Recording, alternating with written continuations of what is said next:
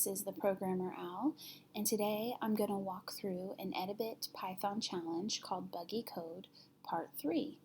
And this one is just looking through the code and checking to make sure that there are no errors and fixing those errors.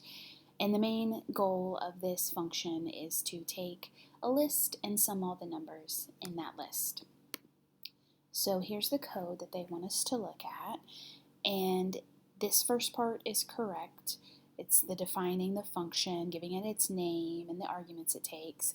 But here's like the heart or the meat of the code. And we notice there's a variable, but it's not initialized. We don't have a value for it. And since it's total and we're going to be adding to it, usually, almost always, you start with 0, especially if you're adding to it, because we don't know how much is going to be added. Nothing might be added. There might be nothing in the list, so it would equal 0 or have no value.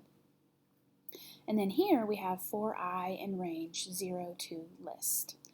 Well, that doesn't quite make sense. So it's going to start off with the list value 0, which is always the first number in the list. But this part right here just doesn't make any sense. What would make sense is, well, how many numbers are in that list? Well, the way we'd find that out is by using len, which will tell us the length or how many numbers are in that list. So that needs to go in parentheses, and so there should be, oh, it didn't have it. I have to add a second parenthesis there. Yes. So inside of the range, it'll have 0 to the length, I think it stands for length of the list. And then this looks correct because it'll have total, which is 0 to start off with, and then it adds the value of each number in the list, and then it'll return the total. So this should pass, although there has been a little quirk that I'm going to tell you how I fix. Yes, I see this quite often on Edabit, and I kind of found, at least for this time, a fix for it. So basically it's an indentation error, and when I googled it, it was basically sometimes you use tabs and sometimes you use spaces, and using a mixture of both of those messes up your code. So here's how I fixed it, and if you come into this problem with other Edabit challenges, I would also try this method. So basically I'm just going to reset everything with tab.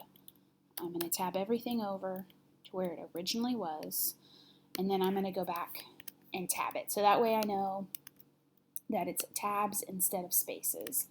And I'll tab that twice to give it an extra indentation and return.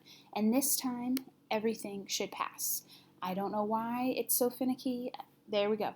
I don't know why it's so finicky about spaces versus tabs, but it just is. So if you run into that error where it's saying that there's an indentation problem, go back, tab everything to the side, and then tab it back so that it looks nice and uniform.